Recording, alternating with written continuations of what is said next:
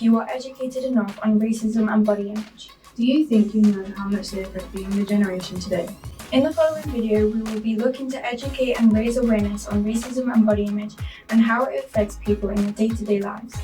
We have based our choice of these topics on each of our own personal experiences and how they have impacted us. As stated on the National Eating Disorder Organization, if everyone started eating the same things and did the same exercise for a whole year, we would all still not look the same by the end. This is because each person's genetic inheritance influences their bone structure, body size, shape, and weight differently.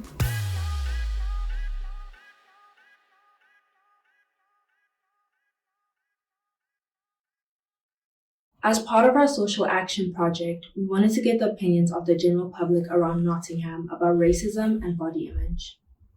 Do you think racism still exists today? Yeah. Yes. Yeah. Yes, it does. Definitely, yes. Yeah. In the UK and everything. I believe so, yeah. Do you think white privilege still exists today? Yes. Yes. Yeah. I want to say no. Okay. I don't know, maybe different people have a different mindset and different approach to things, I suppose. Do you believe racism should be spoke about in school? Yes. Yes. Yes. I believe so, but not like a really young age. I believe as they develop more, should talk about it more. Yes. Do you think there's enough black representation on TV and in movies? I would say so. On some TV programs, but not on all. In the film, I think the film's getting better, yes. Okay. I think there could be more. I mean, that you can always do more. I think there's more than before, but like I feel like they could still do it like much better, or like representing more cultures differently. Because like they usually do like the main Western countries like Nigeria and Ghana and like Senegal maybe, but like they don't really do other countries in Africa, or like they mainly just focus on like those parts. Yeah. The next questions are about body image. So, how do you view yourself? I don't like how I look like. I'm a very active OAP. Oh, nice. Question number 6. Do you feel the way you perceive yourself is due to social media? So do you feel like... Absolutely not. Absolutely 100%, because there is a lot of things on Instagram which is drilling into your head that's how you should look like. Partly, but mostly it's from parents and religious and stuff like that. So that's quite interesting because I think the way I perceive myself is always different to the way other people perceive me. So I think working in a school, social media has a really big influence on how you see yourself. So yeah, I think the way I perceive myself is different to the way others perceive me. Yeah, because like I'm very frequently on social media, and I think children like younger than me shouldn't really be on it, because then they have to face like the same social like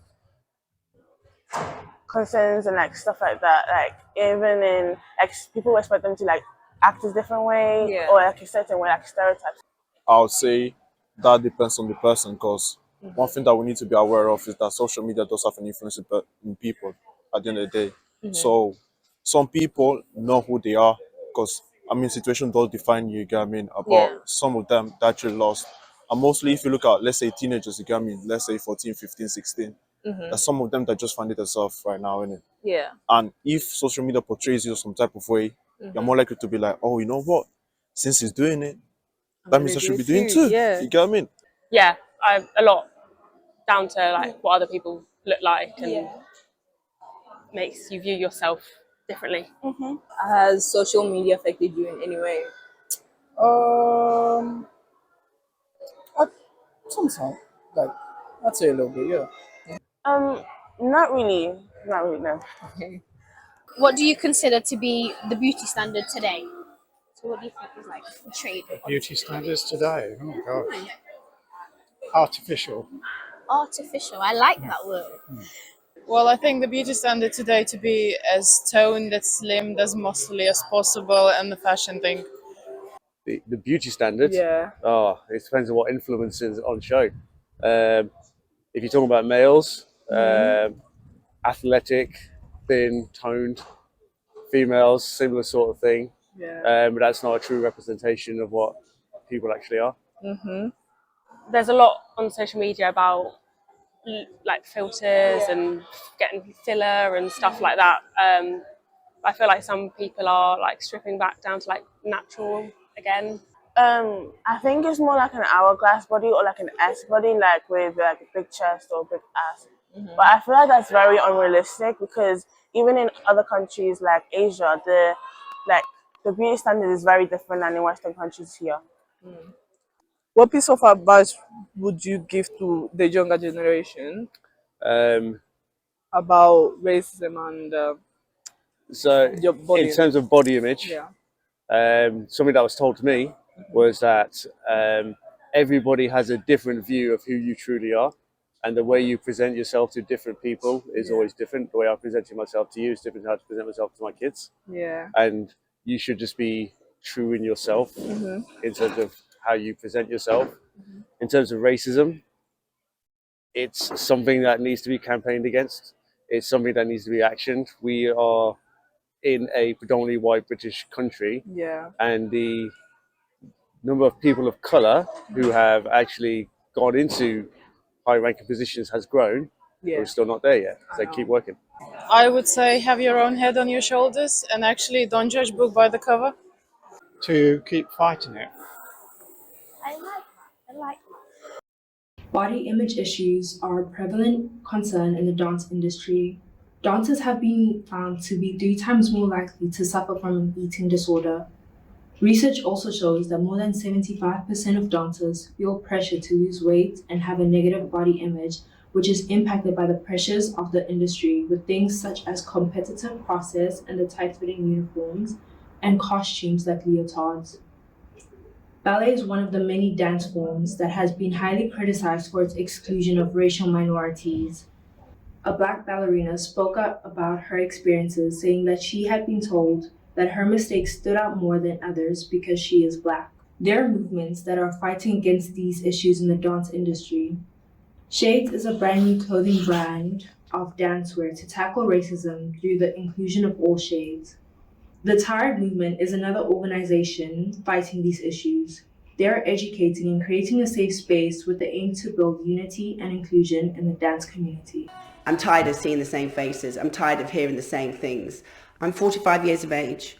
I've never seen a Black examiner, which is outrageous in 2020. It's not just about personnel, there's the ballet uniform too. The peachy pink was designed with a particular look in mind, to give a seamless line from head to toe. Except, of course, dancers don't come in one standard issue colour. As you can see, that is a completely different tone to my skin with the ballet ties. I think a lot of children just accept it and just see this as the colour pink. They don't realise the connotations of wearing pink ballet shoes, pink tights when you are a Black dancer. Many Black dancers resort to this, a practice known as pancaking, dyeing their point shoes to match their skin colour. Brown shoes are now starting to come on the market, but only in a limited way. They normally cost more and children's sizes are hard to come by.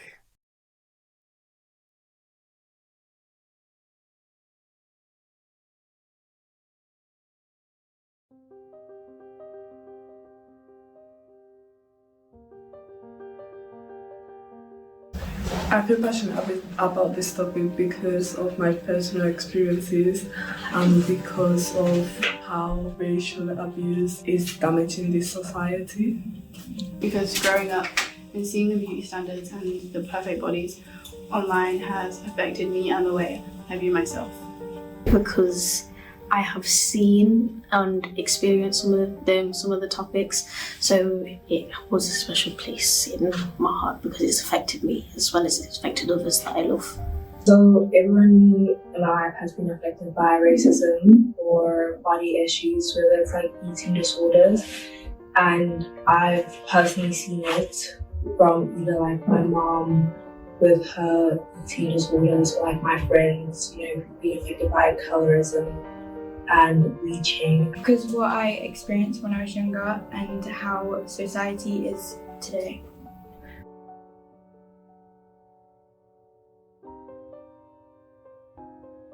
In secondary school, I was bullied from year 8 to year 10, and it was very much just picking on me and diminished my confidence a lot. I got picked on about the way I dressed, the way I looked, everything. So.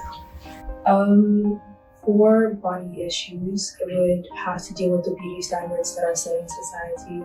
So I know for a lot of African countries, there's a lot of colors, and especially in South Africa, a lot of light-skinned women have been regarded as beautiful, and it was always easier for people to make jokes about me and my skin color just because I was darker. For example, being cold, under the bed, or if you switch the lights on, you can only see my teeth and my eyes, and that's it. When I was younger, I never had my hair out, like my afro. And then one day I just tried it, and everyone was laughing at me, looking at me and pointing at me, and I felt really insecure and really vulnerable, and I didn't like that. So since then, I always had that insecurity in me, and I don't want anyone to feel like it. When I was younger, I was treated differently because of my skin tone, and especially because I'm mixed. I felt like I didn't fit. Growing up, a lot of people were skinnier than me, and it made me feel worse about myself. And people would a lot point out that I wasn't as skinny as everyone else.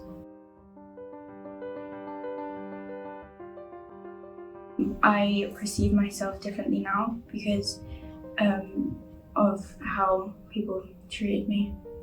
Well, now I don't like the way I look, and I judge myself all the time, and I still compare myself even to the people around me. Now I don't wear my hair out at all, and when I have to get my braids out, I don't go out, I don't take pictures, I don't do anything, and I don't feel like myself, even though I should. I never do. My confidence is not great anymore, and I don't go out as much anymore. I like to stay reserved and don't let anyone into my life.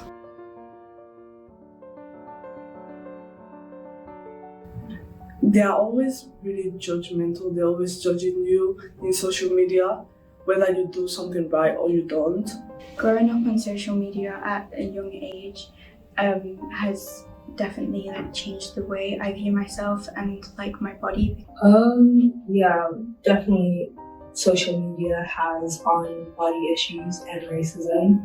In terms of body issues, it's just the beauty standards that are promoted.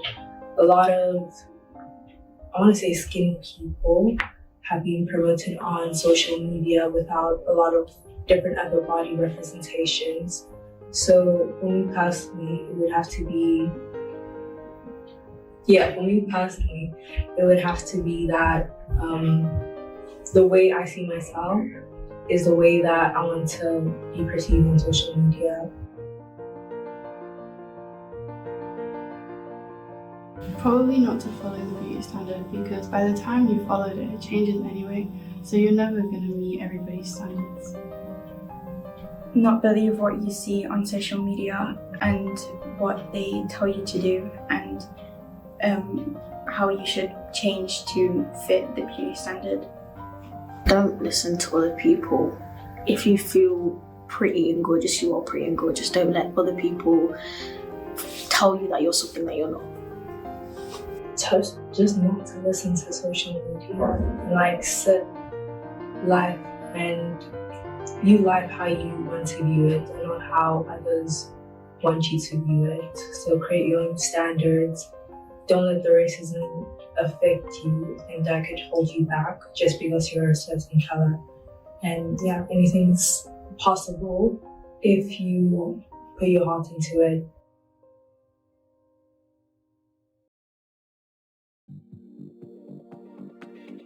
We hope that this has impacted you as much as it impacted us.